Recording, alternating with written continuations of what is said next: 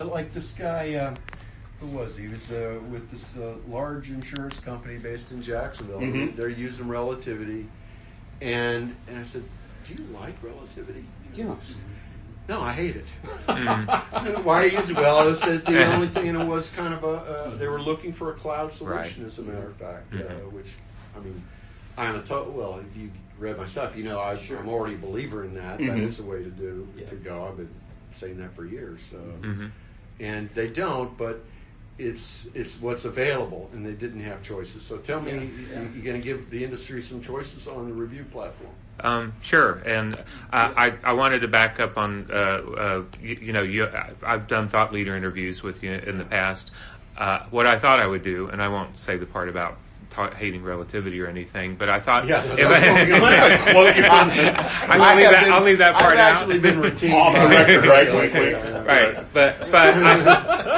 But I thought, one of the things that as we're talking about what we're doing, and also I might kind of hit you with a couple of questions that might be more thought leader type questions that'll kind of tie in all of it, and then maybe just pick and choose from the best and shoot that to you as a proposed thought leader interview, if that works for you. No, you're always good at that. I can rely on. Okay, so you'll always get a chance. Many years we've been doing this, Joe. Usually in the reception room. Right. It's like hold it close. Hold it close. Is that thing running? Right. So it's nice to be a little quieter area. It's a little nice. And to your question, just by way of kind of introduction of Cloud9, it's a SaaS platform. It's fully integrated, Ralph. We just released a preservation and collection capability. Rolls right in ingestion, analytics, processing, review, and production. And by the way, just a side note. Yes, sir. I don't want my lawyers involved with preservation and collection. I would like my clients to have nice automated, but just so you'll know, and that's different than other lawyers or law firms, but when people present those solutions to me, I say, I'm personally not interested in them for lawyers. I don't think lawyers should be involved in collection, or they should be involved in preservation, but only from the point of view of counseling. Otherwise, I want IT people involved, not lawyers, just because, to be honest with you, I just don't trust my lawyers to do it. They've got their hands full giving legal advice, etc., and to try and equip law firms to do that is not something that I personally buy into. But I believe corporations should go beyond using a spreadsheet and Joe in IT. Right. No, that makes sense. And we built it into the tool, obviously, to defer to the expertise of the client on how they employ. Yeah, I mean, Kroll's had that and pushed that, and I always said, I don't want that feature. I don't want anything. I don't want you to teach my lawyers about it. I don't want them to have anything to do with it. And it's just, I know the limitations of lawyers. That's my expertise. I've spent my life in a law firm. That's what I know. That's the culture I know, and I've always been the tech guy in a law firm since 1980. Right. Yeah. Well, the capability we built, it's really up to the client to use. So if hopefully if that client adopts that philosophy, it's the IT people using that piece to pull the data from the various sources and preserve and collect it. And I will tell you, dealing with Fortune 500, it's not really a problem. I know.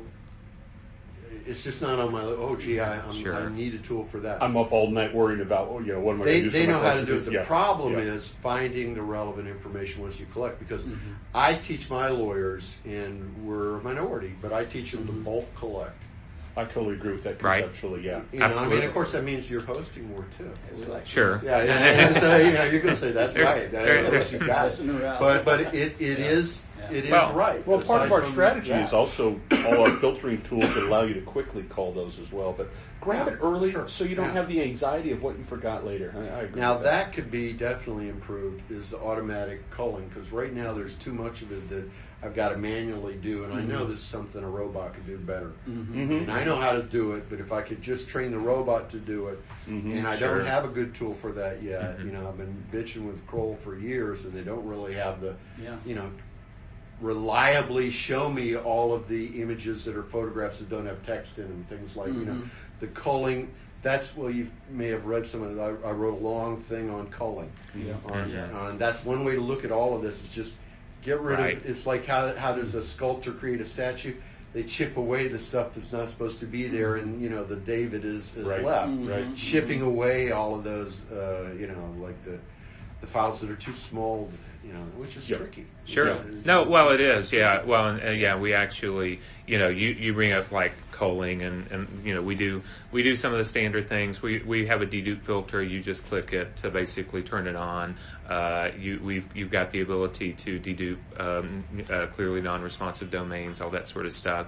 And then we also have the ability to because you have kind of like a find all files with the same hash value. You hit like a signature logo. That's obviously a big issue when you're dealing with email collections and so forth. You can just say, okay, find all these just like this one and mark them as non-responsive and kind of exclude them out. So you either have the ability to do that up front or do it as you go. So yeah, absolutely. That's one of the things we're continuing to try to look at is ways we can improve that process and automate it even more. Yeah, and I'm sorry to interrupt you, but I just wanted to give you the signal please. that Yeah. from the world of my world of the law firm, not interested so much in collection and preservation, except from the advice perspective and the advice you would like, which is bulk collect. Right. And of course, if you're in doubt, you always preserve. That doesn't mean you're going to look at it Right. or ever load it onto a review platform. But if you haven't copied it from the get-go, you're never going to have the opportunity to look at it later. Sure. Of course, the real problem now is the self-destruct stuff in the latest WAMCO v. Uber out of San Francisco. And if you guys haven't read that opinion is dynamite. Did I write about it, or I'm afraid to write? No, I didn't write about it. Some things I Share can't it with write me. about. I'm ignorant to it. Give me the 30-second overview of that. Well, they basically Uber was using they were using doing a lot of their communications through self-destruct kind of software that only keeps it for a very brief time. Yeah. So they were I think taken to task by the court, as I recall, for that and some of the things they were doing there. And obviously, Uber's had a lot of upheaval in a lot of ways over the past, year or so.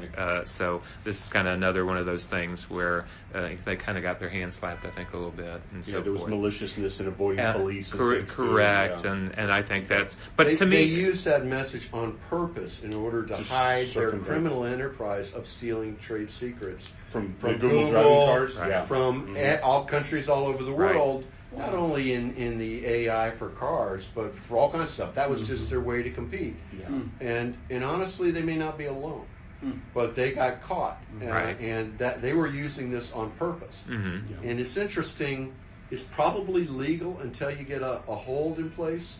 Once you get a hold in place, it's no longer legal. And a judge like that, I mean, he's the senior judge in San Francisco, Judge Alsop, I think. Alsop, Judge Alsop. He looked at it, he says, this looks like, why would they use this? This looks like a criminal enterprise. And, he's not dumb. Right. And so you've ruined your hope. But that's what we're faced with now is ever-changing types of communication. Email's simple. Sure. Text message is now difficult because the employees aren't going to use their email. And they're not, if the employer has IM or text built into their system, they're not going to use that either. They're going to use their own phone to say that bitch. I'm getting rid of her. That's my role, or whatever it is. Or let's give a bribe to this guy here, or whatever. Sure. It's all going to be text message. So those are challenging things where there's plenty of legal issues involved. Do you have the right to force the employee to do it? But I want my lawyers to be smart on that. But I don't want them to, okay, now I'm going to copy your phone. Then I want to bring in you guys. I want to bring in the tech experts who can testify without disqualifying my attorneys to say, here's what I did. I collected everything. And what we did then is we extracted the user-created files. I don't give a shit about anything else but what a user created. Sure. And that brings it way down to 10% or less anyway. Sure. And then you start the calling and blah blah. Right. Yeah. Well, that's key, and so that's my input on the preservation and collection part. But I will tell you, I'm seeing a lot of compliance, at least among the corporate world, not so much individual plaintiffs yet, in preservation. We don't really have a problem. They all get that. Right. 10 years ago it was, why do we have to do that? They get it, and honestly, I'm winning the bulk collection war too. I'm not getting fights on that anymore. As long as they understand we're not going to be charged. But now, Not going to cost any more. In Right. fact, it's cheaper to